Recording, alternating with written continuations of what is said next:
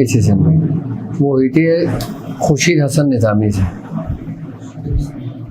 अच्छा, खुर्शीद हसन निज़ामी रहमतुल्लाह अलैह ये अभी के बुज़ुर्ग हैं। अच्छा, मियाँ हुजूर का दौर और इनका दौर एक ही है। इनका इंतहाई दौर था और मियाँ हुजूर का इब्तिदाई दौर था। इनका इंतकाल अभी सन 2000 के बाद हुआ है इनका इंतकाल।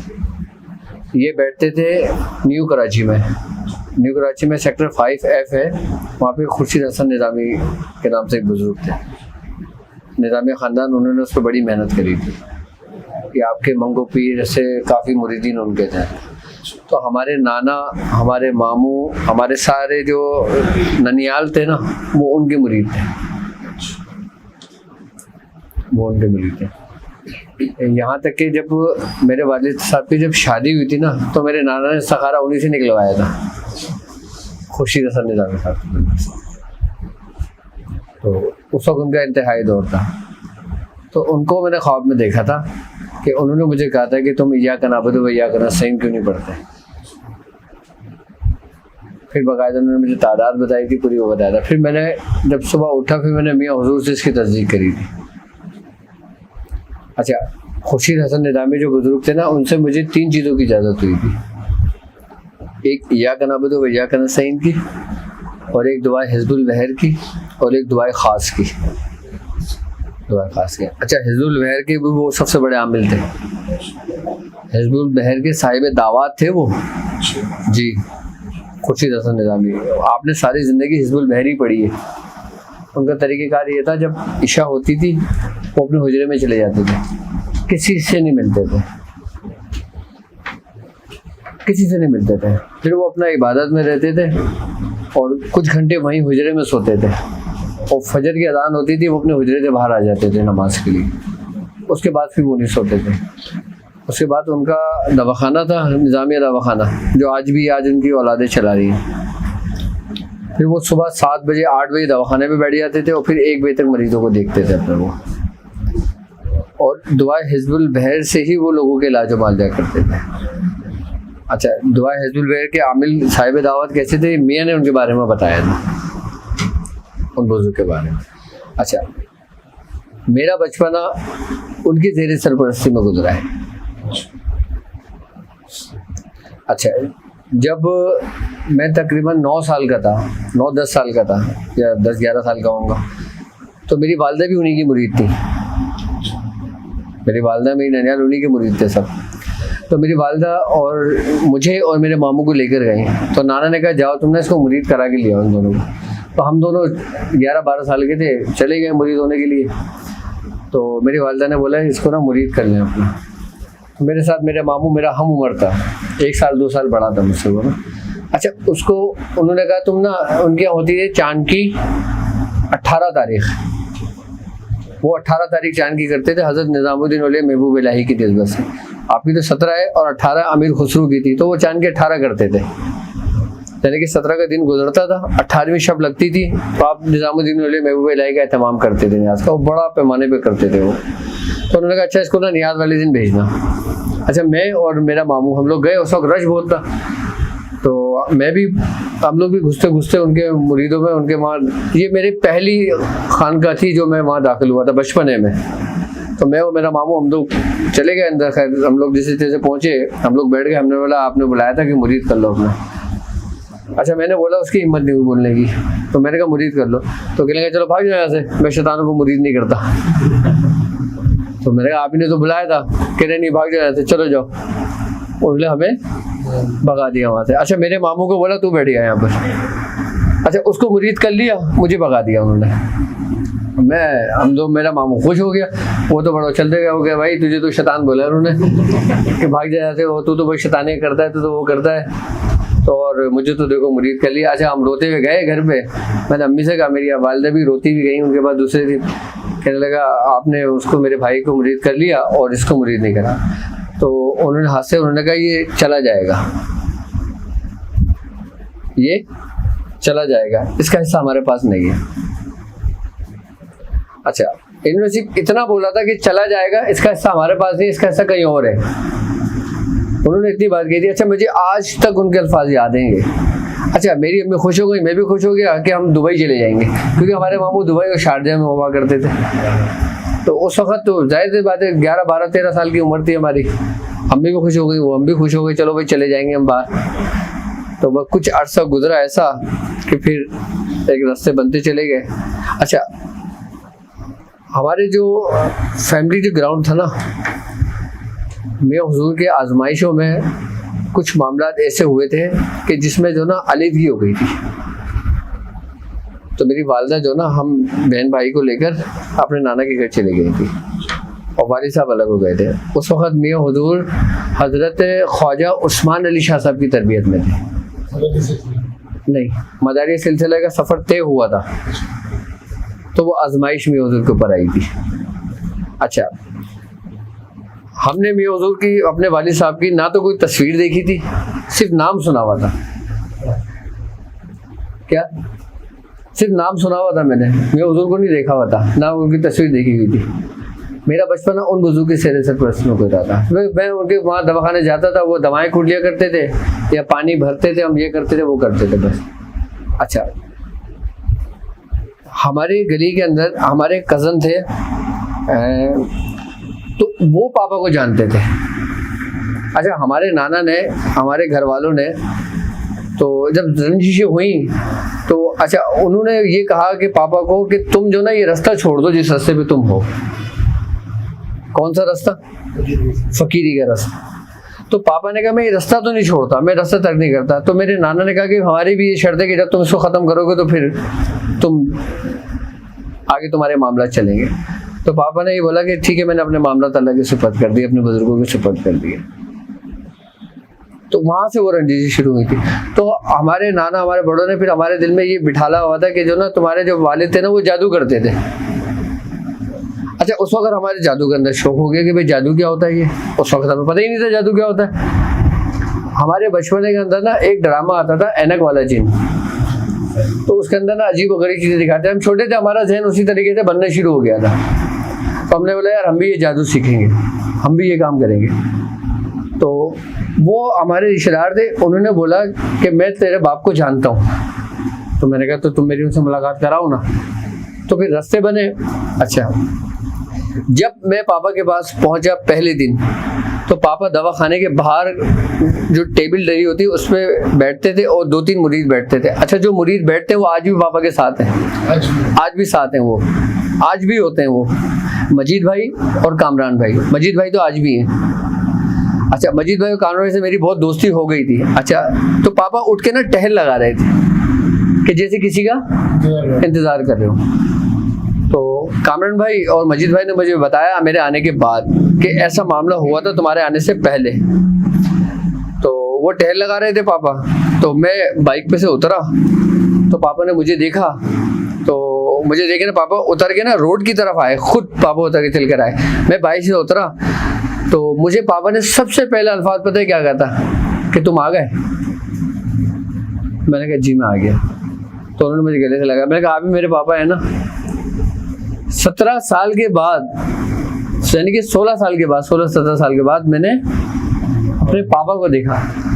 अब जब मैंने उनको देखा तो मैंने पापा से सबसे पहला सवाल पता है क्या किया था कि मुझे ये जादू सीखना है। हकीकत बता रहा हूँ मैं आपको, और ये हकीकतन कहानी है मेरी ये। तो पापा ने कहा हाँ तुम सीख जाओगे जादू, तो पहले अंदर तो आओ। तो पापा दवाखाने पे चले गए। पापा बहुत खुश, मैं अंदर चला गया। अंदर बैठा, पापा ने मुझसे कुछ बातें करी तो क्या कर रहे हो, क्या है क्या नहीं। फिर मेरे पापा से बातें, पापा बहुत खुश। पापा कहें आओ मैं तुम्हें घर पे तुम्हारी दादी और तुम्हारी अम्मी से मिलवाऊँ। मैंने कहा ठीक है चले। अब हम घर पे गए तो पापा ने घर में कदम रखा, वो फरदाना चीखना शुरू कर दिया, चिल्लाना शुरू कर दिया कि फरदाना देखो कौन आया है, फरदाना देखो कौन आया है, जल्दी आओ अम्मी जल्दी आओ देखो कौन आया है। ये पापा की खुशी थी।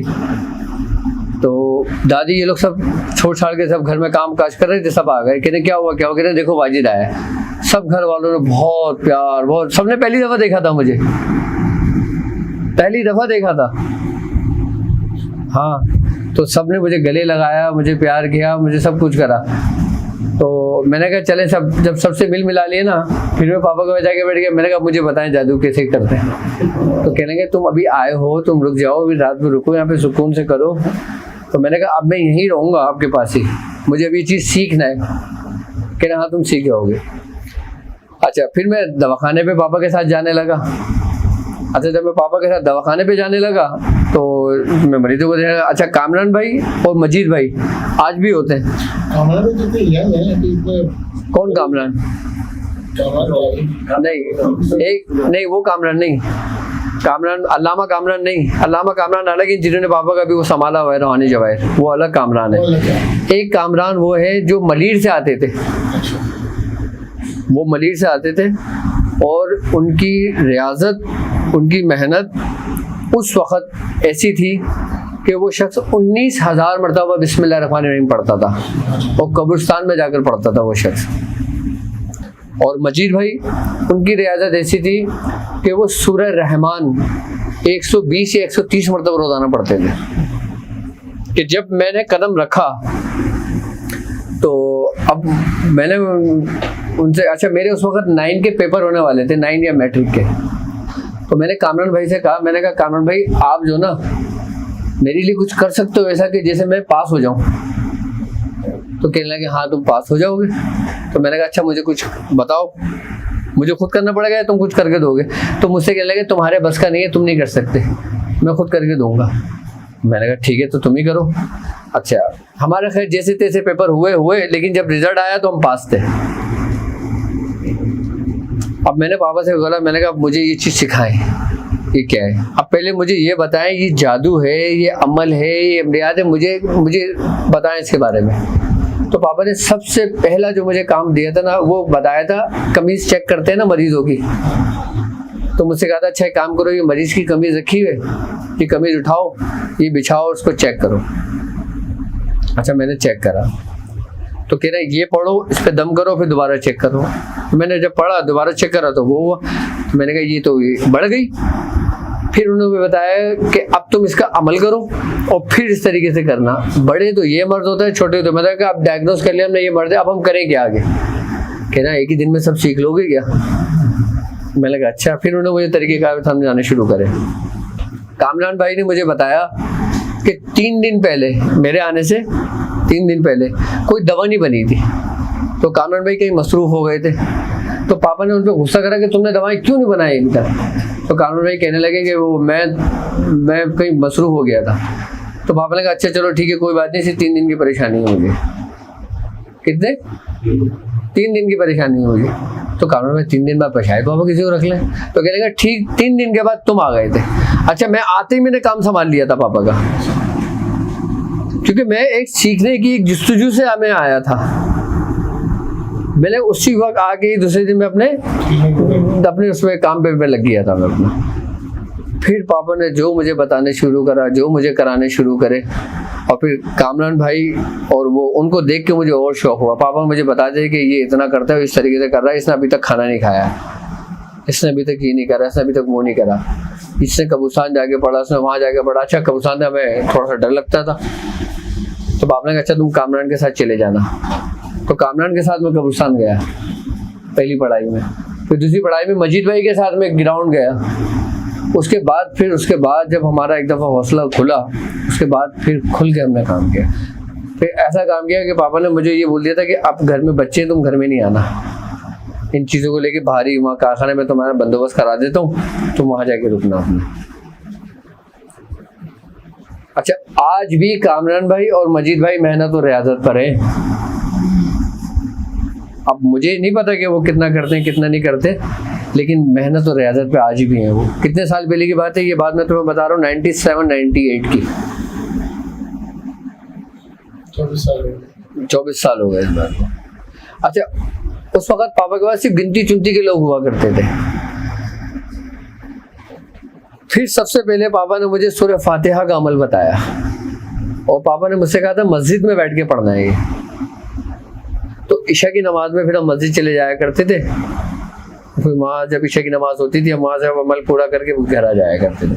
फिर उसके बाद बढ़ते फिर डॉट की प्रैक्टिस पर आए। फिर डॉट की प्रैक्टिस में तकरीबन काफ़ी अर्सा गुजरा। फिर इसके बाद दूसरी प्रैक्टिस में दाखिल हुए, फिर तीसरी प्रैक्टिस में दाखिल हुए, फिर चौथी प्रैक्टिस में दाखिल हुए, फिर मुराकबे के अंदर दाखिल हुए, और फिर उसी तरतीब उसी तरीके के साथ फिर हाजिरी के अमल पे लेके गए। पापा ने जब सबसे पहला पर्चा मुझे पकड़ाया था ना, मुझसे कहा था अब तुमने इनसे बात करनी है। जब ये कहा था ना उस वक्त मुझे नींद नहीं आई थी,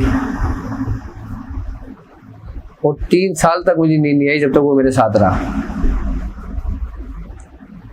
मतलब इतना कि जितनी जरूरत होती कि नींद पूरी कर लेता। रात भर अपनी पढ़ाई में रहते थे और सुबह अपना सो रहते थे। अच्छा, सूरह कुरैश की इजाज़त मुझे सबसे पहले पापा ने दी, सूरह कुरैश की इजाज़त। उसके बाद मेरे साथ पढ़ाई के दौरान जब मैं सूरह कुरैश ही का अमल कर रहा था तो मेरे साथ एक मुशाहिदा हुआ था। अच्छा, मैं क्या देखता हूँ कि मैं घर पे हूँ पापा के साथ, हमारा पुराना घर बना हुआ था। तुमने तस्वीर देखी होगी पापा की, पापा के साथ मैं खड़ा हूँ दुबला पतला सा। वो बहुत पुरानी तस्वीर अभी अपलोड की थी मैंने। उस वक़्त मैं रियाजत में था, अपना सख्त परहेज चल रहा था हमारा सब, उस वक़्त की बात थी वो। तो मैं क्या देखता हूँ कि दस्तरखान लगा हुआ हमारे घर पे, हम खाना खा रहे हैं, पापा हैं, मेरी वालदा हैं और मैं हूँ, और बस। तो दरवाजे पे ना दस्तक हुई है। अच्छा, जब दरवाजे पे दस्तक हुई तो हमारी मामा उठ के गई। उन्होंने कहा कौन? तो उन्होंने कहा कि वाजिद अंदर है ना, उसको बाहर बुलाए। तो हमारी वालिदा ने ना कहा वो बाहर ही निकला है। उन्होंने गर्दन बाहर निकाली और उन्होंने सीधे हाथ की तरफ इशारा किया इस तरफ गए। तो वो बुजुर्ग उस तरफ जाने लगे, वो शख्स उस तरफ जाने लगा। तो वो अंदर आई, उन्होंने मुझे देखा, उन्होंने कहा तुम तो खाना खा रहे हो बाहर, वो जमालुद्दीन जानेमन जुम्मन जन्नती तुम्हारे लिए आए थे पूछने के लिए। तो मैंने कहा अच्छा। मैं फौरन निकल के भागा।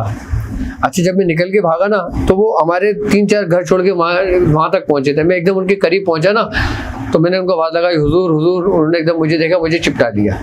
किसने? हज़रत शेख जमालुद्दीन जानेमन जुम्मन जन्नती। तो उन्होंने कहा तू मेरा है, तू मेरा है, तू मेरा है। मैंने कहा नहीं, मैं अपने पापा का हूँ, तो मुझे छोड़ दो, मैं अपने पापा का हूँ, मैं उनसे ये कह रहा हूँ। कहने लगे नहीं तू मेरा है। मैंने कहा नहीं, मैं अपने पापा का हूँ, मुझे छोड़ दो। ये हुआ। फिर इसी ही दौरान फिर लाल शहबाज कलंदर का हुआ कि उनको भी इसी तरतीब से देखा कि वो दरवाजे पे आए और जब वो बाहर निकले और मैं निकला, उन्होंने मुझे सीने से चिपटा लिया और कह रहे तू मेरा है। तो मैंने कहा नहीं, मैं अपने पापा का हूँ। मैंने इन 2 बुजुर्गों से कहा कि नहीं, मैं अपने पापा का हूँ, मैं आपका नहीं हूँ। तो उन्होंने कहा नहीं तू मेरा है। तो फिर मुझे सूरह कुरैश की इजाज़त हज़रत शेख जमालुद्दीन जानेमन जुम्मन जन्नती से भी हुई थी। हमारे सिलसिले मदारिया ख़ानदान के अंदर से जमालुद्दीन जानेमन जुम्मन जन्नती रहमतुल्लाह अलैह सूरह कुरैश साहिब दावात गुजरे। सूरह कुरैश की भी बहुत बड़े आमिर गुजरे। सर कितने बुजुर्ग ऐसे हैं साहिब दावात, उसकी जो आपकी फिंगर टिप्स पर? देखो, हर साहिब दावात बुजुर्ग हर दौर में रहे। इस वक्त के जो साहिब दावात बुजुर्ग है ना, वो मजलूम है। जब तो ये हालात हुए में दुनिया के। अब ये होना भी एक जरूरी था।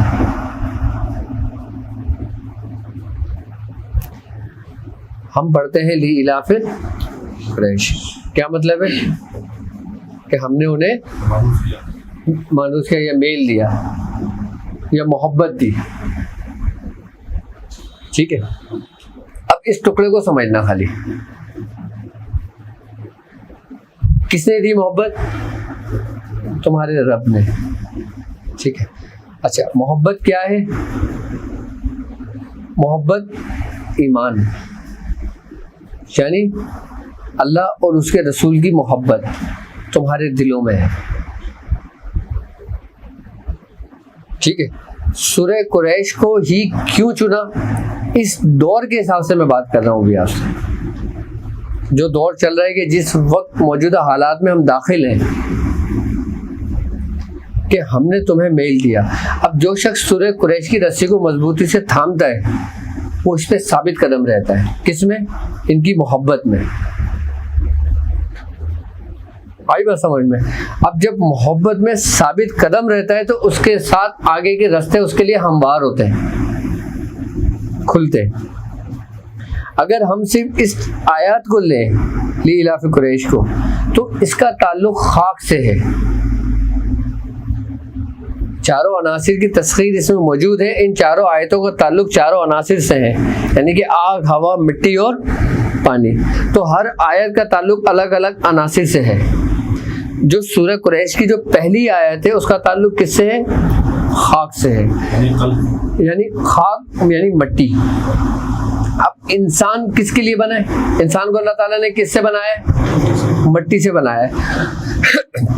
तो फरिश्तों को बनाया अपनी इबादत के लिए, दूसरी मखलूकात को बनाया अपनी इबादत के लिए, लेकिन इंसान को बनाया तो किसके लिए बनाया?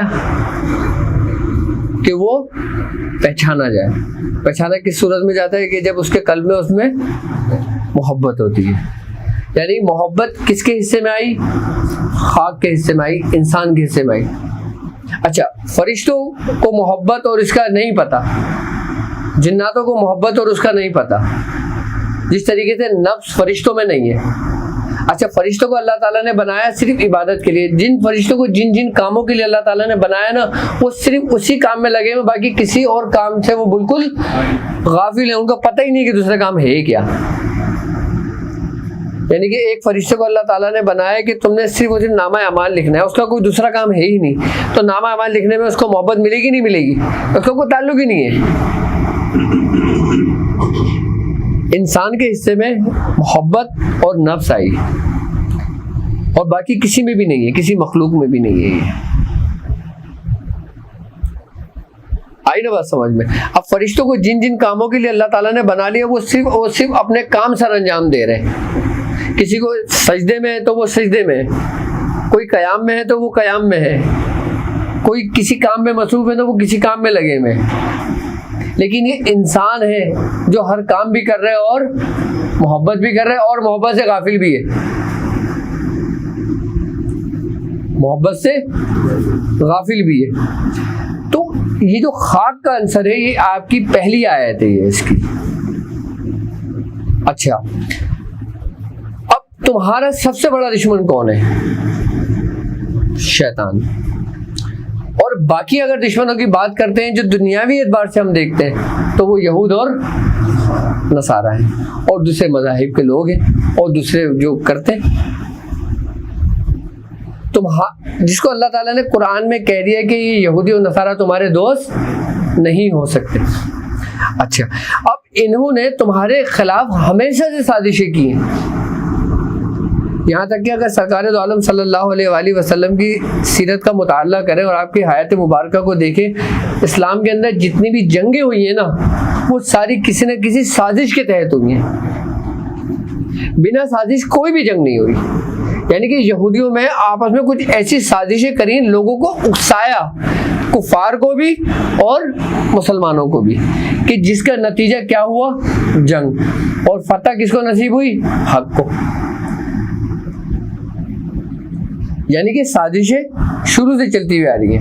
अच्छा, इनको पता है कि हम सब कुछ कर सकते हैं, इनको अपना गुलाम बना सकते हैं, इनको दौलत दे सकते हैं, इनको ऐश दे सकते हैं, इनको इशरा दे सकते हैं, इनको अपनी औरतें दे सकते हैं, इनको सब कुछ कर सकते हैं और ये ले लेंगे। लेकिन हम इनके दिलों से सरकार दो आलम की मोहब्बत नहीं निकाल सकते। मुसलमान कितने ही क्यों ना हो जाए, लेकिन उनकी मोहब्बत उनके दिलों में रहती है। जो ईमान का एक आखिरी जर्रा उसके दिल में कायम रहता है, उसके अंदर कायम रहता है, जो उसकी शिफात और उसकी निजात का बाइस होगा। अब अगर मैं यहूदियों की बात करता हूँ, तो यहूदियों के अंदर जो जादू है, जो कबाला जादू है, ये अभी से नहीं है, ये शुरू से चला आ रहा है। आई बात समझ में? इस जादू को खत्म करने के लिए ही हजरत सुलेमान अलैहिस्सलाम ने अपने दरबार के तमाम देव और अजिन्नाओं को ये हुक्म दिया कि वो पूरी दुनिया का गश्त करें और तमाम जादूगरों की सोबत अख्तियार करें और उनसे उनका जादू लें और मेरे पास लेकर हाजिर हों। तो पूरी दुनिया का जादू जो था ना, वो तमाम जो देव, जो जिन्नात, जो उनके ताबे थे, वो सबने इकट्ठा किया। इकट्ठा करने के बाद हज़रत सुलेमान अलैहिस्सलाम को ला कर दे दिया, तो वो एक किताब की सूरत अख्तियार कर गई। अब आपने क्या करा, उसको खत्म करने के लिए उस किताब को अपने कुर्सी के नीचे दबा लिया, अपने तख्त के नीचे दबा लिया। जब आपने अपने तख्त के नीचे दबाया और तमाम शयातीन और जब जादू वहां से खत्म होने लगा, आपने जब जादू लेकर आए थे ना किताब में, तो सबसे पहले हजरत सुलेमान अलैहिस्सलाम ने अल्लाह रब्बुल इज़्ज़त की अता से सबसे पहले उसके इस्तिदराजी कुव्वत के जो तसर्रुफात थे ना, उसको ख़त्म किया था। यानी कि जिस तक जो मौजूद था ना वो उस तक था, उसके बाद जो उसके इस्तिदराजी कुव्वतें थी ना, उसको ख़त्म कर दिया था। किसने? हजरत सुलेमान अलैहिस्सलाम ने। तब जादू कम हो गया था और सारी जो ना आपने अपनी कुर्सी के नीचे, अपने तख्त के नीचे दबा लिया था। अच्छा, यहूदी आपको जादूगर समझते थे, आपको नबी नहीं मानते थे, उन्होंने आपको नबी तस्लीम नहीं करा था। आपकी नबूवत के दलील और आपके नबूवत की गवाही तो सरकार दो आलम ने आकर दी थी। यहूदी आपको जादूगर समझते थे। सरकार दो आलम सल्लल्लाहु अलैहि वसल्लम के महबूस होने से पहले आप लोग इनको जादूगर समझते थे। अच्छा, जब आपकी वफात हुई तो आपकी वफात जब होने के बाद जो शरीर जिन्नात थे ना, जब वो उनके तसर्रुफ से आज़ाद हुए तो उन्होंने उस किताबों के कुछ औराक निकाल लिए और कहा कि देखो, हज़रत सुलेमान अलैहिस्सलाम माज़अल्लाह इस जादू की वजह से, इस जादू की उससे हुकूमत किया करते थे तमाम जिन्नों इंस पर। तो उन्होंने गुमराही करना शुरू कर दी थी, यहाँ से उनका बिगाड़ पैदा हुआ था। अच्छा, उसमें जो जादू था ना वो 3 तरह का था उन किताब में जो हज़रत सुलेमान अलैहिस्सलाम ने महफूज रखी थी।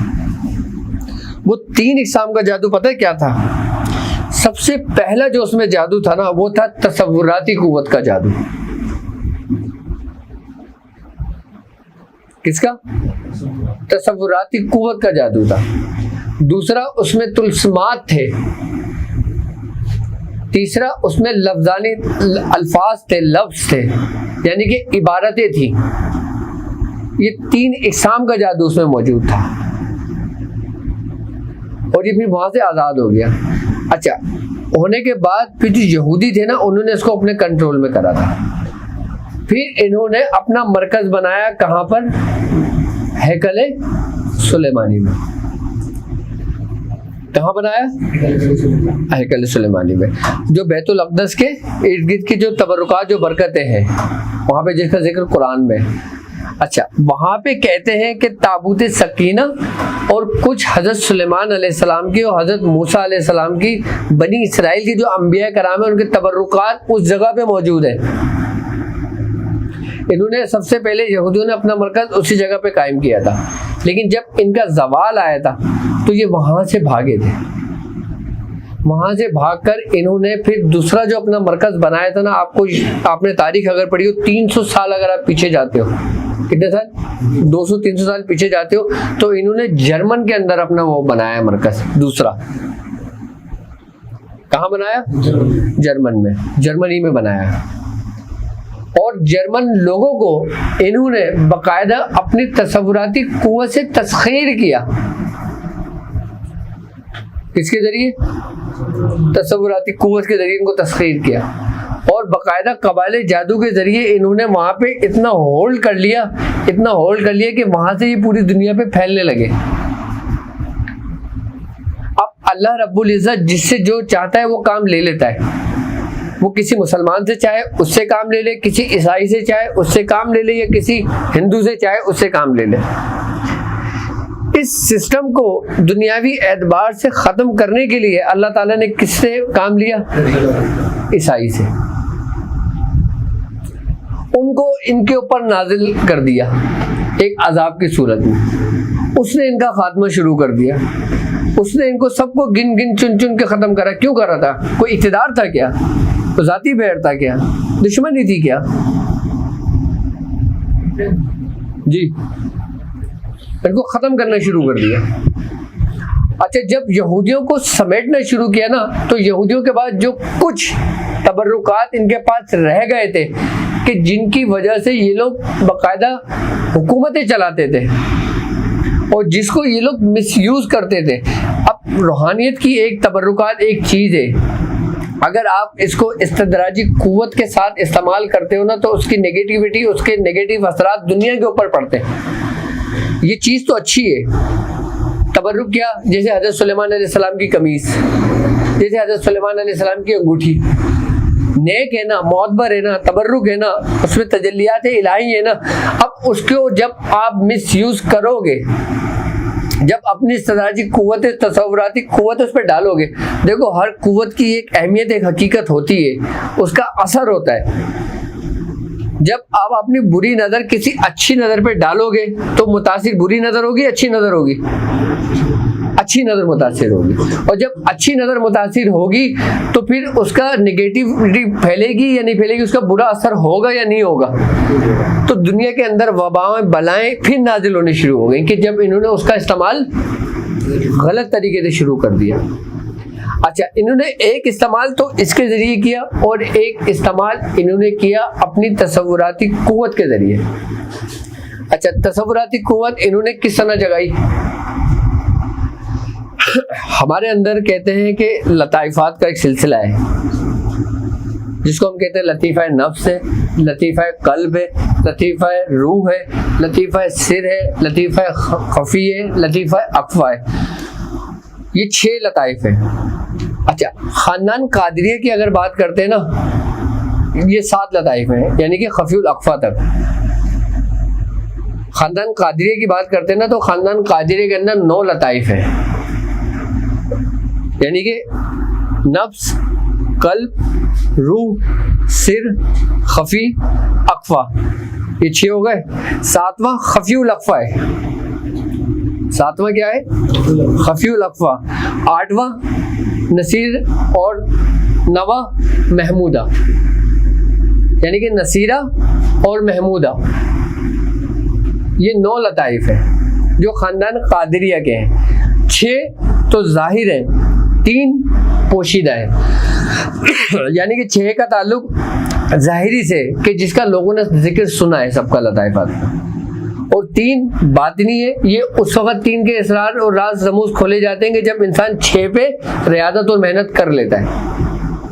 आई बात समझ में? अब यहूदियों के अंदर इन्होंने बाकायदा अपनी इस्तदराजी कुव्वतों के जरिए वो बाकायदा तौर पे इन्होंने इसको 27 हिस्सों में तकसीम किया है इंसान को।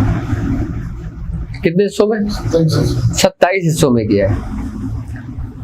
यानी कि 9 लताइफात वो जो हमारे हैं, अब इन्हीं को बिल्कुल अपोजिट कर लो तो कितने हो जाते हैं? 9 और 9 18। और इनके यहाँ भी जो 9 है ना, वो इन्होंने बाकायदा तौर पे महफूज कर दिए, बिल्कुल पोशीदा कर दिए, वो 27 है। अच्छा, हमारे यहाँ तज़किया नफ्स कराया जाता है।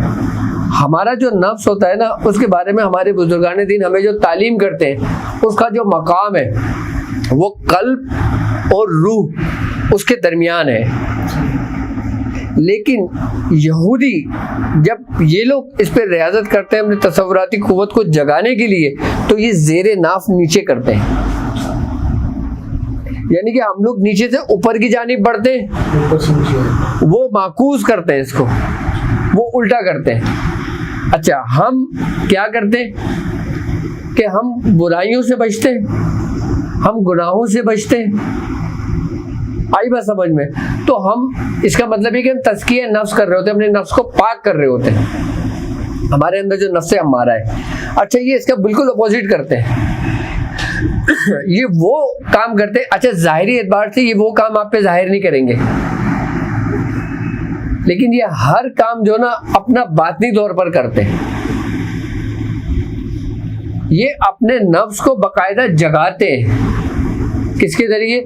शैतान को खुश करने के लिए ऐसे काम करते हैं जो हमारे शरीयत और इस्लाम के खिलाफ होता है। अच्छा, प्रैक्टिस इन लोगों की भी होती है, रियाजत इन लोगों की भी होती है, मेहनत इन लोगों की भी होती है। अच्छा, कबाला के अंदर ये लोग इसी तरतीब के साथ जब रियाजत और मेहनत करते हैं तो ये लोग नीचे से अपनी माकूस तरीके से ये लोग तरक्की करते हैं। यानी कि शैतान इनका हामी हो, इनका मददगार होता रहता है और हमारे ऊपर की जानिब बढ़ते हैं। अच्छा, इन लोगों ने जब जर्मन को अपना मरकज बनाया, आई बात समझ में, तो जब इनका जब इनके ऊपर मुसीबत के पहाड़ टूटे, जब इनके खात्मे का वक्त करीब आया, तो अल्लाह तबारक ताला ने इन्हीं के ज़रिए ही इन्हीं लोगों को ख़त्म किया। ये चैप्टर क्लोज हो गया। अच्छा, कुछ ये लोग वहाँ से भागे, कहाँ पर? फिर इन लोगों ने वहाँ से हिजरत की अफगानिस्तान की तरफ। ये तारीख है, कहाँ पे करी? अफगानिस्तान। फिर इन लोगों ने अपने वो तबर्रुकात, वो चीज़ें और इनके वो आमिलीन, अच्छा इनके यहाँ एक कबीला है बरखी कबीला। कौन है? बरखी कबीला, जो हजरत आसिफ बिन बरखिया से चला था। लेकिन बरखिया कबीले के अंदर कुछ लोगों के में गुमराही हो गई थी, उन्होंने उसी तसर्रुफात को मिसयूज करना शुरू कर दिया था, कि जो फिर इन्हीं शैतान के मातेहत हो गए। जो इनके मातेहत कहलाए वो बरखी लोग कहलाए। बरखी लोगों ने, बरखी कबीले ने फिर अपने अफगानिस्तान के अंदर अपना मरकज बनाया, जो तीसरा मरकज बना था। और ये पहाड़ों के दरमियान कुछ कोहें ऐसी हैं जो गार हैं कि जिसके अंदर ये लोग अपने वो मामलात कर रहे हैं, जिसको ये लोग बाकायदा तौर पे जगाते हैं। अच्छा, ये अपना एक अंजाम देख चुके हैं कि हमने इसके ज़रिए मुसलमानों को नुकसान पहुंचाने की कोशिश की, हम नुकसान पहुंचा नहीं सके। अगर तुम जादू के ज़रिए किसी मुसलमानों को नुकसान पहुंचाओगे तो आप उसमें कामयाब नहीं हो सकोगे। उसमें कामयाब क्यों? क्योंकि हक और बातिल की झगड़ा है, जंग है। हक और बातिल की जंग में नुकसान किसका है? बातिल का। खत्मा किसका है? बातिल का। जीत किसकी है? हक की है। इसलिए ये लोग अच्छी तरह समझते हैं कि हम जादुओं के जोर पर, हम अपनी शैतानी कुव्वतों के जोर से हम इन मुसलमानों को नुकसान नहीं पहुंचा सकते। अब हमने कोई दूसरा मंसूबाबंदी करनी है। अब दूसरा मंसूबाबंदी क्या करनी है? हमने दूसरा मंसूबाबंदी ये करनी है कि हमने इनके अंदर से वो चीज़ ख़त्म करना है जो सूरह कुरैश की पहली आयत में कि और हमने इन्हें मेल दिया, यानी मोहब्बत। अच्छा, मोहब्बत को आप डायरेक्टली ख़त्म नहीं कर सकते। उसको ख़त्म करने से पहले आपने इंसान के अंदर से हया ख़त्म करनी है। क्या ख़त्म करनी है? हया ख़त्म करनी है। अब वो हमारे अंदर से हया ख़त्म कर रहे हैं। अब आप देख लो कि इंटरनेट, केबल, फिल्में, ड्रामे, मूवियाँ 40% तो आपके अंदर से ख़त्म की जा चुकी है, लेकिन 60% आपको ये शऊर है कि आपकी माँ है या आपकी बहन है या आपकी बीवी है या आपकी बेटी है।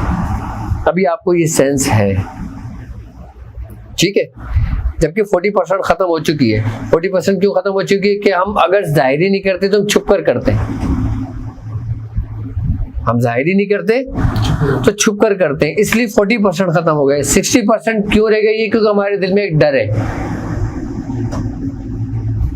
आई ना बात समझ में? अब जो 60% जो ख़त्म होना है ना, ये किस सूरत में ख़त्म होना है?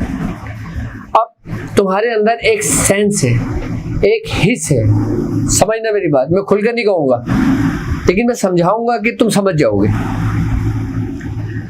कि तुम अपनी माँ को पहचानते हो, अपनी बेटी को पहचानते हो, अपनी बहन को पहचानते हो। ये तुम्हारी एक हिस्स है। अब इस हिस्स का ताल्लुक किससे? हमारे सेंस से, हमारे सेंसेस से, हमारे दिमाग से। अब उसके बाद इन्होंने हमारा पर दूसरा अटैक किया, किसके जरिए? नशा आवर चीजों के जरिए। अब जब नशा आवर चीजों के जरिए अटैक किया, जब इंसान नशे में होता है तो उसके अंदर सेंस खत्म हो जाते हैं कि कौन सी माँ है उसकी, कौन सी बहन है, कौन सी बेटी है उसकी। अच्छा, अब जब हम नशे की सूरत में जब वो ये कहते हैं कि हम नशे की सूरत में मुसलमानों पे मुलव्वस करते हैं, तो इससे 25% लोग मुतासिर होते हैं। 75% फिर भी लोग बच गए। लेकिन एक एक्सपेरिमेंट इनका कामयाब हो गया, क्या? कि हम इनके ज़रिए, इन नशा आवर दवाओं के ज़रिए हम इनके सेंसेस को कंट्रोल कर सकते हैं। तो उन्होंने कहा अच्छा, अब ये हर समझदार बंदा तो नहीं करेगा। अगर आपके सामने कोई नशे की चीज लाई जाएगी, आप उसका इस्तेमाल नहीं करोगे, कभी भी नहीं करोगे आप उसका इस्तेमाल, हरगिज नहीं करोगे आप इसका इस्तेमाल, ठीक है। अब इन्होंने एक्सपेरिमेंट करा कि इंसान के सेंसेस इस चीज से खत्म होते हैं। अब ये लोग फिर और दौरे जदीद की तरफ चले गए। अब इन्होंने मुख्तलिफ चीजें बनाने शुरू कर दी हैं।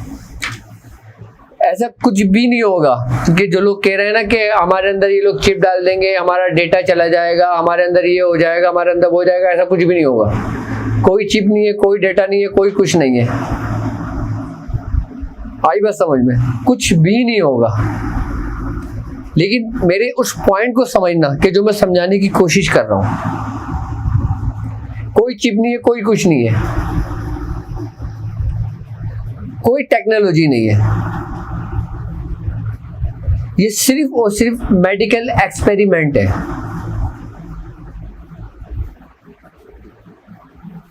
आई ना बात समझ में? अब हम जिस दौर से गुजर रहे हैं, अभी वो असल चीज नहीं आई है। असल चीज अभी नहीं आई है।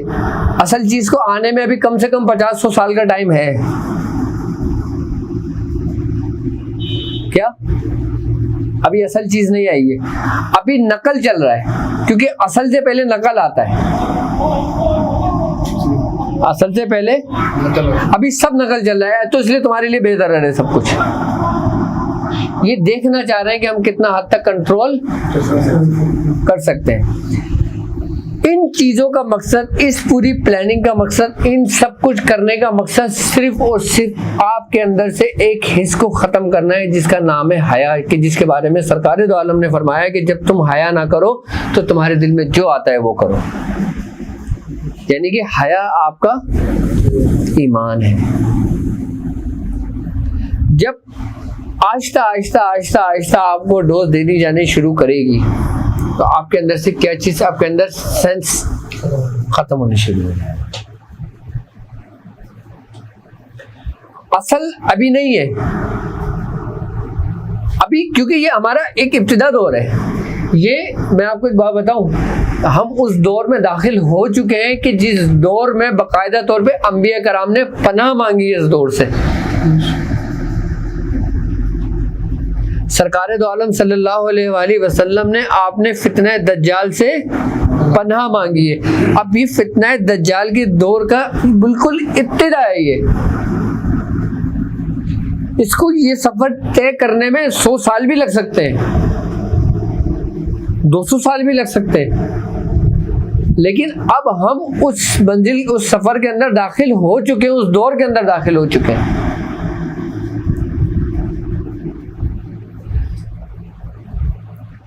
क्योंकि जब तक तुम्हारे अंदर से ये तमाम सेंस खत्म नहीं हो जाते, तमाम हिस्स खत्म नहीं हो जाती, उस वक्त तक असल चीजें नहीं आनी है। असल चीजों से मुराद असल फितने ने, क्योंकि अभी इस फितने से छोटे छोटे फितने आएंगे, यानी कि काजिब दज्जाल भी आएंगे।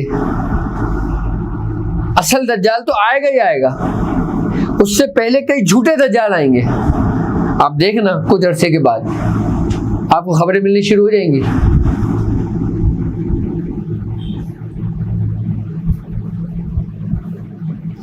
इस फितने से इसीलिए पनाह मांगी गई है कि ये वो फितना है कि इसमें इंसान के अंदर से वो सेंसेस सब खत्म हो जाएंगे, कि जो इंसान को तमीज करता है कि ये इसकी माँ है, ये इसकी बहन है, ये इसकी बेटी है, ये हक है और ये बातिल है।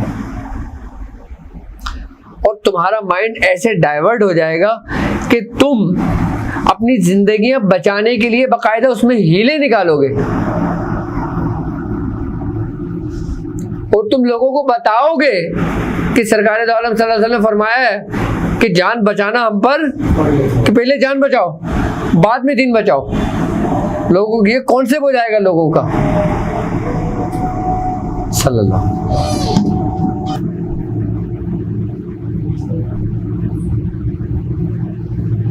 तो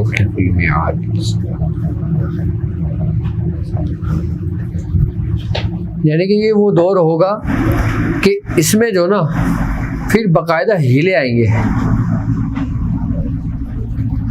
आई बात समझ में? क्या कि पहले जान बचाओ, बाद में जब जान बचेगी तो दीन का काम करोगे ना। लेकिन जो अहले ईमान होंगे, क्या जो मोमिनीन होंगे,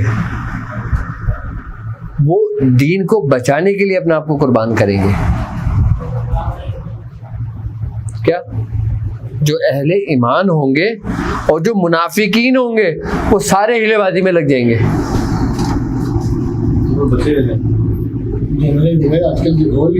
तो अल्लाह ताला कुरान में कहता है ना कि वो आयत है ना, कौन सी, वलिल आखिरत खैरुल लका मिनल ऊला,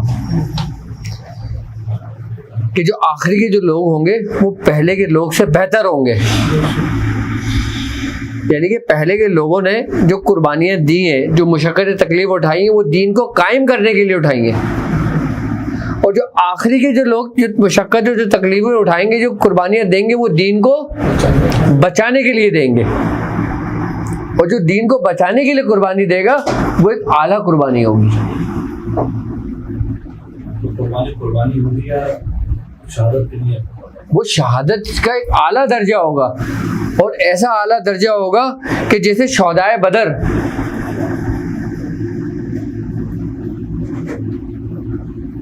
ऐसा दर्जा होगा। फिर दीन जो ना, सरकार दो आलम सल्लल्लाहु अलैहि वसल्लम की हदीस है, आपने फरमाया कि आखिरी वक्त में दीन सिर्फ गरीबों में जिंदा रहेगा। किस में आ जाएगा? गरीबों में आ जाएगा। अब थोड़ा सा इस हदीस को समझ लें। अब आपने क्या फरमाया? दीन गरीबों में रह जाएगा। यानी कि गरीब तबके के जो लोग होंगे वो इन वबाओं से, इन बलाओं से, इन मुसीबतों से, इन दुनियावी ख्वाहिशात से दूर होंगे, उनसे महफूज होंगे। तो दीन उनके सीनों में जिंदा रह जाएगा। बाकी हर शख्स इस फितने का शिकार होगा। भाई फितने तो हर दौर में रहे ना, नहीं पनाह मांगी गई। लेकिन ये कौन सा फितना है जो हज़रत नूह अलैहिस्सलाम भी उससे पनाह मांग रहे हैं, हज़रत इब्राहिम अलैहिस्सलाम भी उससे पनाह मांग रहे हैं, हज़रत मूसा अलैहिस्सलाम भी उससे पनाह मांग रहे हैं, हज़रत ईसा अलैहिस्सलाम भी उससे पनाह मांग रहे हैं। खुद सरकार दो आलम सल्लल्लाहु अलैहि वसल्लम ने पनाह मांगी है। यानी कि ये वो फितना होगा कि इससे दुनिया में रहने वाला हर शख्स मुतासिर होगा, क्योंकि फितनों से हर शख्स मुतासिर नहीं होता। कुछ कुछ जगहें, कुछ कुछ लोग मुतासिर रहे। जितने भी दुनिया में फितने आते रहे, आप देख लो कितने कितने फितने आए, सारी दुनिया तो मुतासिर नहीं हुई। लेकिन ये वो वाहिद फितना है कि जिससे पूरी दुनिया का निज़ाम धर्म भरम हो जाएगा। ये दज्जाली वैक्सीन लगानी चाहिए। ओ भाई, यहाँ वैक्सीन का तो काम ही नहीं है ना, उसमें तो हम बात ही नहीं कर रहे। मैं तुम्हें उसकी जड़ों में लेके जा रहा हूँ, तुम उसके ऊपर फल में ले जा रहे हैं, खाने में लगो। मैं ये बताना चाह रहा हूँ कि हम उससे बच कैसे सकते हैं। अच्छा, जब आपके अंदर ये हिस्स खत्म होगी, आपके अंदर से मोहब्बत खत्म हो जाएगी, और मोहब्बत खत्म हो जाएगी तो फिर आपकी हालत और आपकी कैफियत पता है क्या होगी? फिर जब लोग तुमसे पूछेंगे ना कि यार तुम ये काम गलत कर रहे हो, कि ये सरकार दो आलम सल्लल्लाहु अलैहि वसल्लम ने आपने मना फरमाया है, तो उस वक्त लोग पता है क्या कहेंगे कि यार छोड़ो ये पुरानी बातें हैं, आज के दौर की बात करें। माज़अल्लाह, कि अल्लाह ताला ऐसे वक्त और ऐसे फितने से महफूज रखे।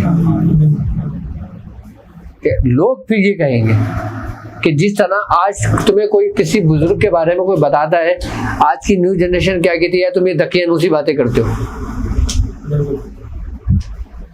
अभी 40% खत्म हुई तो आप दकियानूसी बातों पे आ गए, आपकी औलादे। अब समझना इस नुक्ते को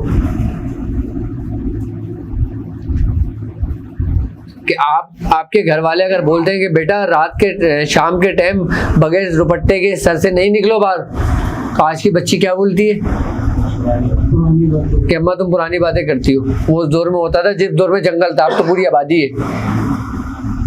हीले हीले निकाले ना, जबकि बुजुर्गों की हकीकतें थी। तो अभी हमारे अंदर 30-40% ये हिस्स खत्म हुई है, तो हमारा ये हाल हुआ यहाँ तक। और जब आपके अंदर 99% खत्म कर दी जाएगी, उसके बाद आपका क्या हाल होगा? आप किसी को पहचानोगे? फिर वो दौर होगा कि जिसके बारे में सरकारे दो आलम सल्लल्लाहु अलैहि वसल्लम ने फरमाया है कि मारने वाले को नहीं पता होगा कि वो क्यों मार रहा है, और मरने वाले को नहीं पता होगा कि वो क्यों मर रहा है। पता होगा? अब लोग कहते हैं ना कि चिप के जरिए कंट्रोल होगा। चिप के जरिए सब, भाई चिप के जरिए कोई चीज कंट्रोल नहीं होगी। तुम खुद एक चिप हो। उनके पास इतना टाइम थोड़ी है वो जो दुनिया की आबादी को कंट्रोल करेंगे। उनको पता है कि किन किन मज़ाहिब के लोगों को किस तरह कंट्रोल करना है। मैं सही बता रहा हूं आपको, उनको आपसे बेहतर तरीके से पता है। कोई चिप नहीं है, कोई वो नहीं है, कोई कुछ नहीं है। लेकिन जो वक्त गुजरता जाएगा, अच्छा ये होना है, इस होने को कोई नहीं डाल सकता। मैं क्यों ये बात कह रहा हूं? क्योंकि ये बातें हमें हदीसों से मिली। सारी पेशेंट गोई हमारे बुजुर्गों ने की है, और बुजुर्गों की कही हुई हर बात अपनी जानिब हक है। किसी ने बंद लफ्जों में कही है, किसी ने खुलकर कही है, किसी ने थोड़ी कही है, किसी ने पूरी कही है। अब जो लोग सूरह कुरैश पढ़ने वाले होंगे, और जो लोग सूरह कुरैश पढ़ने वाले होंगे और उस पे इस्तकामत होगी, उनकी औलादों में सूरह कुरैश पढ़ने वाले मौजूद होंगे, तो फिर वो हर मुज़ी अमराज से महफूज रहेंगे। चाहे वो खस्ता हालत में आ जाए, चाहे वो मुफलिसी की हालत में आ जाए, चाहे वो किसी भी कंडीशन में चले जाएं, लेकिन ईमान उनमें मौजूद होगा।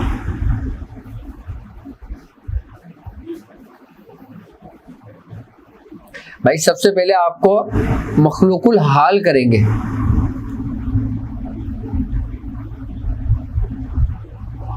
सबसे पहले आपके वसाइल खत्म करेंगे। आज जो आपके घरों के अंदर दरख्त लगे हुए हैं, आप जो बेहतरीन आम खा रहे हैं, बेहतरीन फ्रूट खा रहे हैं, बेहतरीन सब्जियां खा रहे हैं, सब कुछ खा रहे हैं, आप एक वक्त आएगा कि आप इन चीजों को तरसोगे।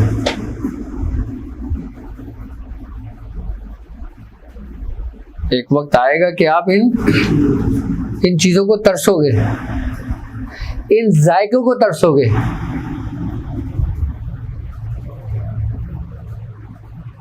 एक सेब आप देसी खाते हो जो किसी के बाग का लगा होता है, एक सेब मार्केट से लेके चाइना का खाते हो आप, एक सेब किसी बाहर की कंपनी का लेके खाते हो, तीनों के जायके में फर्क है या नहीं? दिखने में चाइना का सेब कितना खूबसूरत है, लेकिन जब उसको तोड़ोगे तो भूसा, और खाओगे तो जायका नहीं। देसी सेब की शक्ल ही बिगड़ी होगी, उसमें मक्खियों ने इतनी पोटियां की होंगी कि वो उसमें सही तरीके से नजर भी नहीं आएगा। वो आप उसको धोगे, साफ करोगे अच्छी तरीके से, उसको खाओगे, उसमें जायका होगा। क्यों? क्योंकि वो देसी तरीके से लगा है और ये मसनूई तरीके से लगा है। मसनूई तरीके से लगा है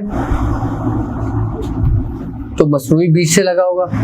मसनूई बीज जो बना है वो फिर मसनूई तरीके से एक लैब में तैयार हुआ है, और जब लैब में तैयार हुआ है, जब 2-3 चीज़ों को कॉम्बिनेशन हुआ है, अब जब 2-3 चीज़ों का कॉम्बिनेशन हुआ है तो उसमें कुछ अच्छी भी है और कुछ बुरी भी है। यानी कि कोई एक्शन भी रखेंगे और जो रिएक्शन रखेगी वो आपकी इसको ख़त्म करेगी। आप कहीं से नहीं बच सकते। आप ना लगवाओ वैक्सीन, आपको जरूरत भी नहीं है वैक्सीन लगवाने की। आप लाख बचते रहो। आप जो खा रहे हो ये क्या है? बाहर से जो चॉकलेट आ रही है क्या है? इम्पोर्ट चीजें हम लेते हैं, बड़ा फख्र महसूस करते हैं कि यार ये बाहर की आई है, जरा तुम भी चखो कैसे जायकेदार है। क्या है? नहीं बच सकते तुम, किसी सूरत नहीं बच सकते। ऐसी पनाह थोड़ी मांगी इस फितने से, हवा में छोड़। लेकिन वही बच सकता है कि जिसको अल्लाह बचाए, जिसको अल्लाह तौफीक दे बचने की, वही बच सकता है जिसको अल्लाह, वरना आपके किसी के बस की भी बात नहीं है। आज हम यहाँ बड़ी बड़ी बातें कर रहे हैं, हम लोग भी नहीं बच सकते उस वक्त तक जब तक अल्लाह हमें तौफीक ना दे। जब तक अल्लाह, हम भी नहीं बच सकते, क्योंकि ये दौर ही ऐसा है। तुम्हारा दौर इतना खतरनाक नहीं है, लेकिन तुम्हारी औलादों का दौर तुमसे ज़्यादा खतरनाक होगा। तुम अगर ये कहते हो कि हमारा दौर 50% खतरनाक है, तो उनका 70% खतरनाक होगा, और फिर उनकी औलादों का 90% खतरनाक होगा, और फिर उनकी औलादों का 100% खतरनाक होगा।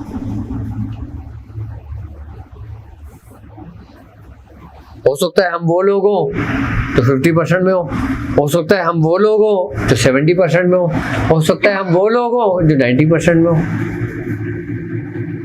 हम हैं तो इन्हीं परसेंट में ना। ये मैंने आज के दौर की तुम्हें बात बताई है कि सबसे पहले तुम्हारे अंदर से क्या ख़त्म करेंगे। जब तुम्हारे अंदर से हया की हिस्स ख़त्म करेंगे तो तुम्हारे अंदर ऑटोमेटिक एक शहवत की हिस्स जाग जाएगी। भाई किसी की जगह कोई तो लेगा ना। जब हया ख़त्म होगी तो इंसान के अंदर बेहयाई हो जाएगी। जब बेहयाई हो जाएगी तो इंसान के अंदर शहवत का गलबा हो जाएगा, और जब इंसान के अंदर शहवत का गलबा हो जाएगा तो उसको फिर इस चीज़ की तमीज़, इस चीज़ की हिस्स नहीं होगी कि ये उसकी बेटी है या उसकी माँ है या उसकी बहन है या उसकी बीवी है या कोई गैर औरत है।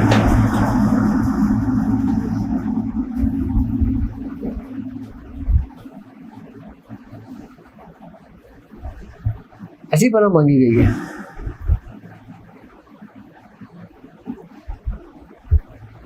ये वो दो थोड़ी होगा जो ऊपर से आके मिसाइल गिरेंगे धड़ धड़ धड़ धड़ आप खत्म हो गए, नहीं। ये ऐसा फितना होगा कि जो आपको जड़ों से खत्म करेगा, और आखिर में सिर्फ एक ही जड़ रह जाएगी। उस जड़ तक वो पहुंच नहीं सकेगा। वो कौन सी जड़ है? सिर्फ और सिर्फ मदीना मुनव्वरा है, कि जिसके बारे में हदीसों में है कि दज्जाल वहां दाखिल नहीं हो सकेगा। पहाड़ों में बहुत सी ईमान वाले लोग अपने वहाँ बसने के पहाड़ का, तो वहां जाके क्या करेंगे वो? अभी तो हम गैप में आ चुके हैं ना, जिसकी वैक्सीन लग रही है, शनाख्ती कार्ड के साथ इसका डाटा रजिस्टर्ड हो गया। सर आदम को बच जाएंगे, जिनका नहीं होगा तो उन्हें घरों में घुसे पे लगाएंगे। आप लगाओ, कुछ भी नहीं है, आप लगाओ। भाई दुनिया का तकाजा क्या है? तुम बच सकते हो। अभी तुमने इस्लामाबाद सफ़र करना हो, मजबूरी कहीं जाना हो तुमने, ठीक है, जहाज़ का टिकट लेते हो और तुमसे सबसे पहले क्या मांगते हैं वो? शनाख्ती कार्ड। आगे दौर में शनाख्ती कार्ड में आपको एक नंबर इशू हो जाएगा, जो अभी इशू हो चुका है बाहर मुल्कों में। तो जब तक आप वो कार्ड नहीं दिखाओगे आप सफ़र नहीं कर सकोगे।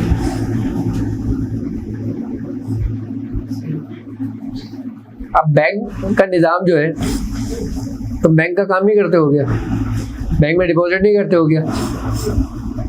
अब कुछ उलमा कराम कहते हैं कि बैंक सही नहीं है, कुछ कहते हैं सही, लेकिन आप करते नहीं हो क्या?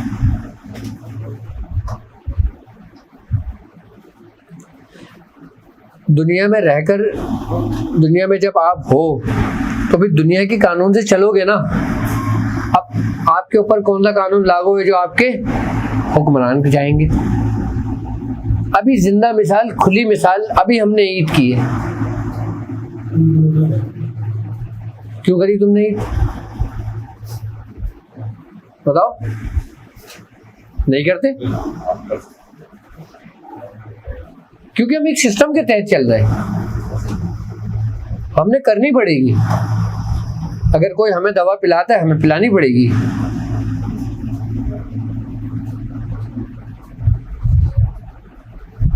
मैंने अभी क्या कहा है आपसे कि अभी असल नहीं है, अभी नकल है। हर असल से पहले नकल होती है, उसके बाद असल आती है। और असल उस वक्त तक नहीं आएगी कि जब तक नकल के जरिए 90% कंट्रोल पूरा ना हो जाए। आप लोग शोर में जा रहे हैं कि भाई ये 2 साल बाद बंदे मर जाएंगे, और भाई जो नहीं लगा हुआ क्या वो नहीं मरेगा?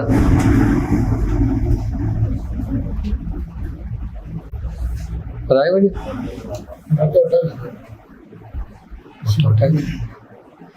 इससे बच नहीं सकते, आप कितने हीले कर लो। अभी आपके जरा सा दर्द उठता है, क्या आप सबसे पहले कहाँ भागोगे? खत्म हो गई बात।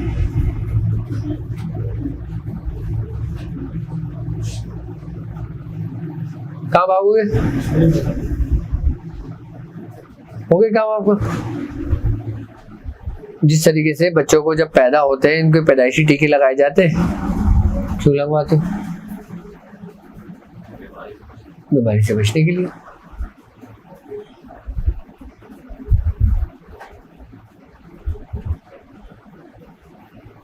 लेकिन अभी हम असल की जानिब नहीं पहुंचे, अभी हम नकल पे चल रहे हैं।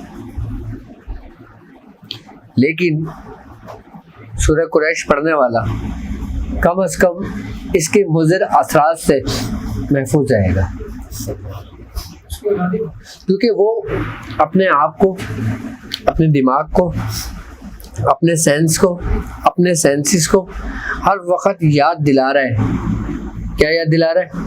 के लिए इलाफी कुरैश, कि हमने उन्हें महल दिया, हमने उन्हें मोहब्बत दी। जब किसी की याददाश्त चली जाती है तो उसको बार बार मुंह पर थप्पड़ मार के बोला जाता है, कहा जाता है, उसके अल्फाज दोहराए जाते हैं। किस लिए? उसको याद दिलाने के लिए, रिकॉल किया जाता है। उसको रिकॉल करते रहते हैं, उसको डॉक्टर रिकॉल करते रहते हैं कि बोलते रहो उसको कि पहचानेगा ये। इसी तरीके से अगर आपके साथ कोई ऐसे मामला सरजद होता है, जब आप सूरह कुरैश पढ़ रहे होते हैं तो आपके सेंसेस, आपका दिमाग, आपका दिल, आपकी जुबान, हर चीज एक्सेप्ट करता है उसको जो आपकी जुबान कहती है। आप दिल से ना पढ़ रहे हो ना, आप खाली जुबान से पढ़ रहे हो ना, तो आपका पूरा वजूद सुन रहा होता है, और जब वजूद सुन रहा होता है तो वो उस पर लब्बैक कहता है। और जो लोग इससे गाफिल हो जाते हैं फिर वो मुझे अमराज में मुब्तला हो जाते हैं।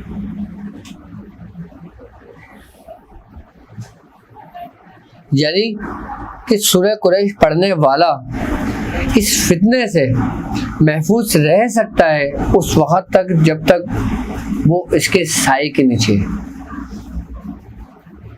यानी कि जब तक वो इसको पढ़ रहा है, इसको कर रहा है, इसको समझ रहा है, अपने विर्द में रखा हुआ है।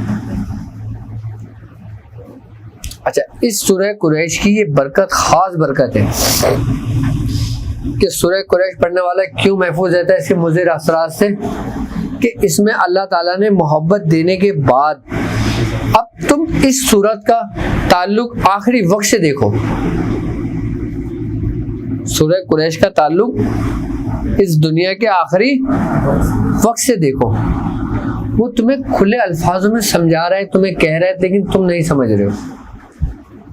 वो कह रहा है कि हमने तुम्हें मोहब्बत दी, यानी मेल दिया, और सर्दी और गर्मी से महफूज कर दिया।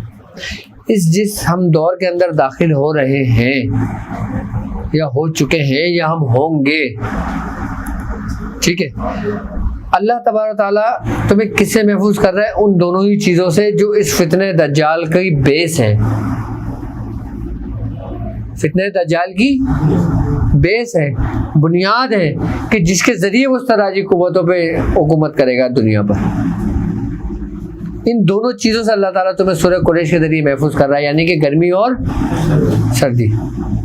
तुमने सुना है कि बुजुर्ग फरमाते हैं कि जब वो आएगा तो उसके हाथ में एक दवा होगी, और एक हाथ में उसके जन्नत होगी और एक में दोज़ख होगी। एक पे जन्नत होगी और एक पे दोज़ख होगी। अच्छा, तुम्हें अल्लाह तबारक ताला ने महफूज कर दिया तमाम गर्मी से, यानी कि उन मखलूक़ात से, उन शयातीनों से जो अल्लाह तबारक ताला दज्जाल के महतेत कर देगा। उनको बाकायदा हुक्म करेगा, हदीसों में है ये बात कि जब दज्जाल खुदाई का दावा करेगा तो अल्लाह ताला मशरिक के शैतानों को, मशरिक के शयातीन को आज़ाद कर देगा और फिर वो शयातीन वहाँ से आज़ाद होकर दज्जाल के साथी बनेंगे। ये हदीस में मिलती है बात। और जब वो शयातीन उसके दज्जाल के साथी बनेंगे फिर वही उस निज़ाम को बिगाड़ेंगे, निज़ाम को चलाएंगे कि जिसके बारे में वो कहते हैं ना कि वो बड़े बड़े अपने इस्तदराजी कुव्वतों के जरिए, जिसको हम कहते हैं कि करामत दिखाएगा, ये वो चीज़ें दिखाएगा, वो अजायबात दिखाएगा लोगों को, वो उन्हीं शैतानों के जरिए दिखाएगा। अच्छा, अब सूरह कुरैश पढ़ने वाला, उस पर अमल करने वाला इन तमाम शयातीनों से महफूज हो गया। किसने महफूज किया? किसने महफूज किया? अल्लाह ने महफूज किया। और जिसे अल्लाह महफूज रखे, और अच्छा अल्लाह महफूज तुम्हें कब करेगा? कि जब वो तुम्हें तौफीक देगा। तुम्हें तौफीक कब देगा? कि जब तुम उसके रास्ते पर होगे, उसको पढ़ रहे होगे, उसको जिक्र में होगे। उसकी तौफीक इसी सूरत में मिलती है ना कि जब तुम उसको पहचानते हो तो वो तुम्हें पहचानेगा ना, जब तुम उसको जानते हो तो वो तुम्हें जानेगा ना।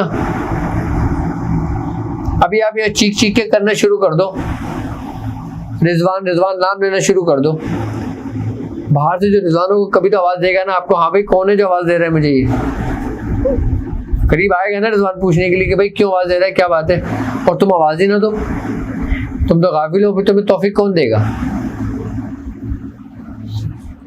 तौफीक भी तुम्हें उस वक्त मिलेगी कि जब तुम उसको पुकारोगे, कोशिश करोगे। अब इस दौरे आखिर का सूरह कुरैश से ताल्लुक, गर्मी से महफूज कर दिया, यानी कि तमाम शयातीनों से महफूज कर दिया। अच्छा, अब दज्जाल जो आएगा वो दो कुव्वतों पर आएगा। सबसे पहली कुव्वत उसकी जादुई कुव्वत, यानी कि जिसको हम इस्तदराजी कुव्वत कहते हैं। दूसरी कुव्वत जो शयातीन की कुव्वत। अच्छा, दोनों का ताल्लुक गर्मी से, यानी आग से, और एक ऐसी आग जो जहन्नम का ईंधन है, एक ऐसी आग कि जिसका ईंधन इंसान होंगे, जिसका ईंधन पहाड़ होंगे, पत्थर होंगे। उस आग से अल्लाह ने तुम्हें महफूज कर देना है। किस आग से? कि जो दज्जाल के मातहत होगी। अब सर्दी से महफूज एक वार इसका कौन सा है? जो जादुई वार है, जो शैतानी वार है। और दूसरा वार इसका कौन सा है? जो उसके आने से पहले उसके लिए तैयारियां की जाएंगी जदीद टेक्नोलॉजी के जरिए, यानी वबाओं के जरिए।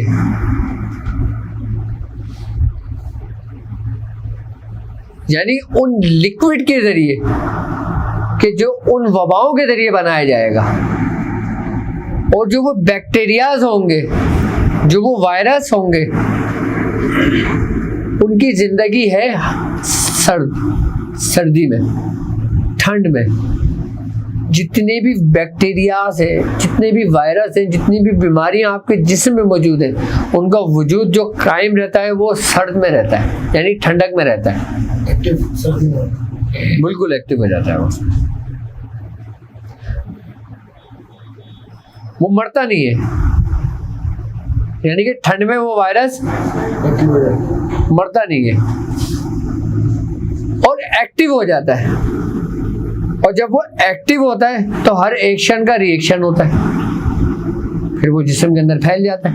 अब अल्लाह तबारक ताला ने तुम्हें इन दोनों चीज़ों से महफूज कर दिया। किसके जरिए? सूरह कुरैश के जरिए। यानी कि इसकी जो पहली आयत थी, अगर हम दौरे जदीद की अगर हम बात करते हैं तो सबसे पहले तुम्हें पहली आयत का जो मफहूम, जो तर्जुमा है ना, जो मैंने पूरा समझाया है, वो चीज़ें ख़त्म कर दी जाएंगी तुम्हारे अंदर से। और जो उसकी दूसरी आयत है क्या? कि तुम्हें सर्दी और गर्मी से महफूज कर देंगे। अब हमारे अंदर एक डर और खौफ क्या है?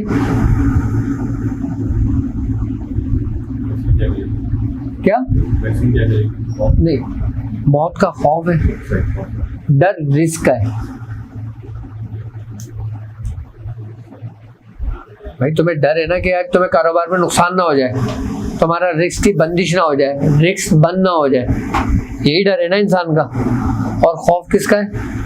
जबकि दोनों चीजें होना है, इसको कोई नहीं डाल सकता। जब तुम्हारी मौत वाकई होगी तो तुम्हारा रिस्क खत्म होगा। और सूरह कुरैश पढ़ने वाला अल्लाह ताला इन दोनों खौफों से महफूज कर देता है।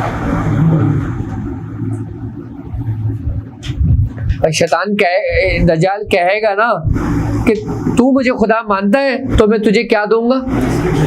अनाज, खुराक, और अगर तू नहीं मानता तो भूखा मर, तुझे मौत दे दूंगा। और सूरह कुरैश पढ़ने वाला भूख से भी महफूज रहेगा और खौफ से भी महफूज रहेगा। सूरह कुरैश का दौरे आखिर से बहुत गहरा ताल्लुक है। अगर आप इसको समझो, मेरी इन बातों को समझो जो मैं समझाने की कोशिश कर रहा हूँ।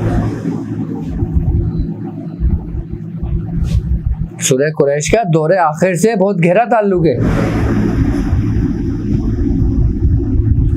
भाई तुम उसकी जो खुदाई का दावा करेगा, तुम कब एक्सेप्ट करोगे कि जब तुम्हें किसी चीज की क्या होगी? जरूरत। तो बोलेगा अच्छा भाई तू दावा करता रहे, कर अपने पास रख, मुझे तो खुराक दे, अनाज दे। ये हीले होंगे किसके? मुनाफिकीन के। और जो मोमिनीन होंगे वो भूख से भी महफूज होंगे उस वक्त। भूख उनका कुछ नहीं बिगाड़ सकती। क्यों? क्योंकि अल्लाह ताला ने महफूज किया है। लेकिन किस वक्त? कि सूरह कुरैश की तीसरी जो आयत है उसमें क्या कह रहे हैं वो? कि तुम मेरे घर की इबादत करो। अब यहाँ पे बात हो रही है कि उसके घर की इबादत करो। उसके घर की, उसका घर क्या है? इंसान का कल्ब।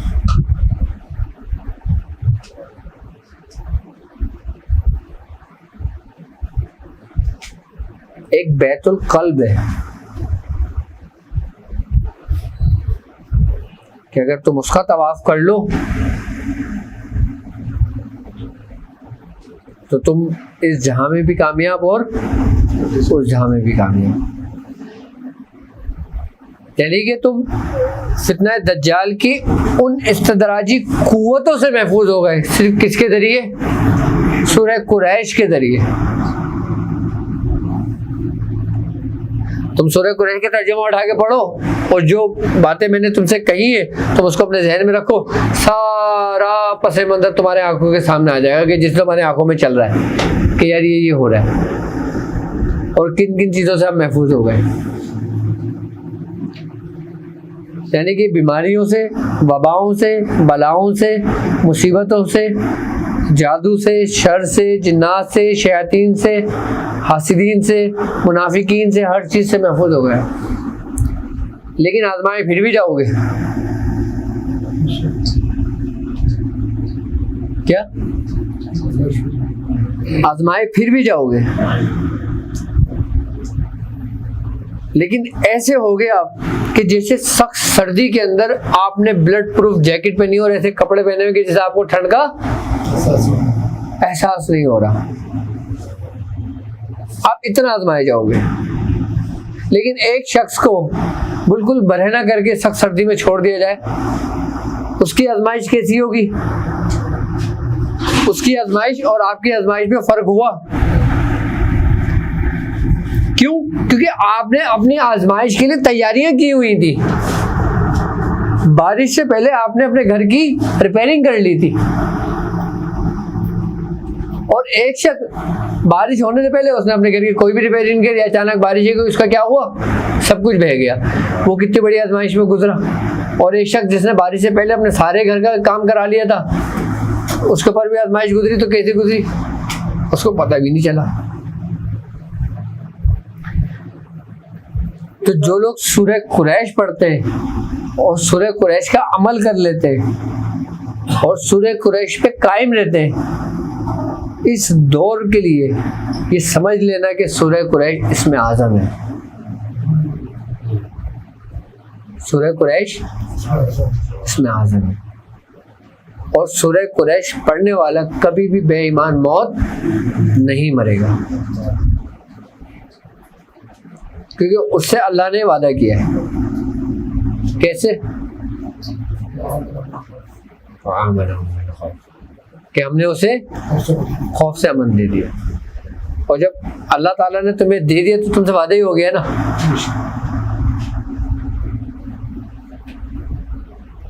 यानी कि तुम इस फितने दज्जाल के खौफ से भी महफूज हो गए।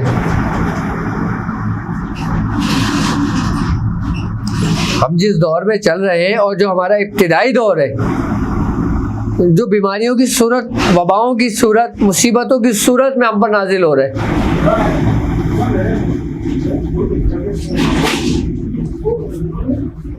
आई ना बात समझ में? तो ये उसकी सूरत में हम पर नाजिल हो रहा है, ये होना है। देखो एक बार याद रखना, होनी होकर रहेगी, दुआ ये करो कि अनहोनी ना हो, बस।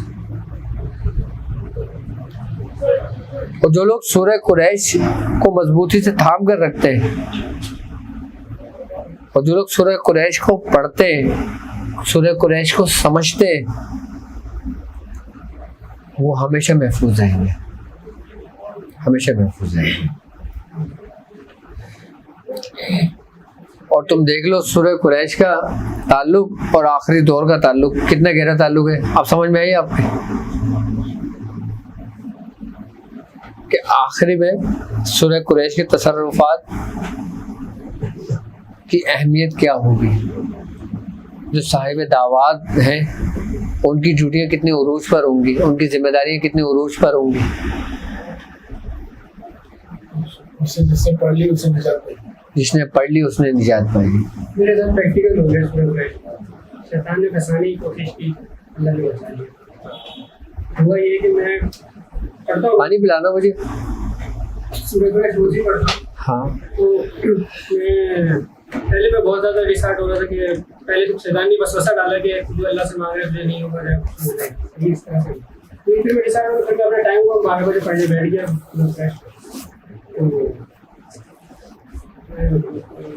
दिल में ये ख्याल आया कि बुजुर्ग शायद मदद के लिए आए, लेकिन फिर हज़रत अली रज़ी अल्लाह से लिखा नजर आया सामने, मतलब बहुत बड़ा येलो रंग में। तो मैं चलो मुझे थोड़ी खुशी हुई कि चलो कुछ नहीं तो चलो कुछ तो हासिल हो। मुझे ऐसा लगा कि रूहानी उसमें से मेरे अंदर दाखिल हो रही है। लेकिन कुछ ही देर बाद दिल में आवाज़ आई अल्लाह अल्लाह, खुद ये करना शुरू किया। उसके बाद मुझे उस अली जो लिखा हुआ नजर आ रहा था रिश्तेदार में, उसमें मुझे बताया शैतान नजर आया बैठों में, जो 200 वाला बकरे के मुँह वाला जो होता है उसको। फिर मैंने जो पढ़ा तो उसको आग लगे वो भाग गया। देखो एक बार याद रखना, रूहानियत तुम्हारे अंदर डायरेक्ट मुंतकिल नहीं होती, रूहानियत डायरेक्ट नहीं आती। रूहानियत किसी के जरिए आती है। आई बात समझ में? डायरेक्ट कुछ नहीं होता, हर चीज एक सिस्टम के तहत चलती है। अगर हम सूरह कुरैश पढ़ रहे हैं, हम ये समझते हैं कि रूहानियत हमारे अंदर पैदा हो रही है। आई बात समझ में? हमारे अंदर रूहानियत पैदा तो होगी, लेकिन वो कायम मकाम कैसे होगी? वो एक जरिए से होगी। कौन सा जरिया है? वो तुम्हारे उस्ताद के जरिए, तुम्हारे मुर्शिद के जरिए। यानी कि तुम एक चीज मशीन चला रहे हो, अब जैसे सपोज कि कोई मोटर चल रही है कि जिससे बिजली पैदा हो रही है। अब बिजली पैदा तो हो रही है, उसको स्टोर कहाँ कर रहे हो? कहीं तो स्टोर करोगे ना उसको, कि जिसके जरिए फिर वो मुख्तलिफ जगहों पर डिस्ट्रीब्यूट होगी।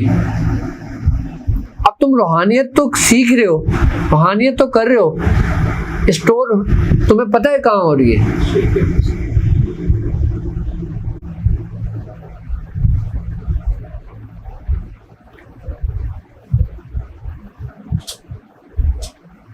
कम से कम मैं समझता हूँ सूरह कुरैश पढ़ने वाला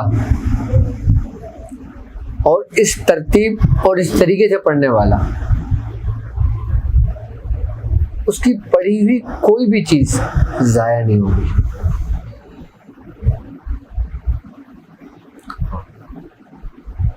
आप अगर सफर तय करके आधे सफर में छोड़ भी देते हो ना, तो जितना सफर आपने किया है ना, उतने सफर की जो तबर्रुकात है, जो फयूजात है, जो रूहानियत है, वो तुम तक पहुंच चुकी है, वो तुम तक, और फिर वो तुम्हारी औलादों में मुंतकिल करना तुम्हारा काम है। तुम अपनी औलादों में मुंतकिल कैसे करोगे? जब तुम सफर पूरा करोगे। चले, मैं ख्याल से आज सख्ती वक्ती भी कर रहे हैं ये लोग, और यहाँ तो माज भी नहीं है, किसी के बाद 2-3 के पास ही है बस।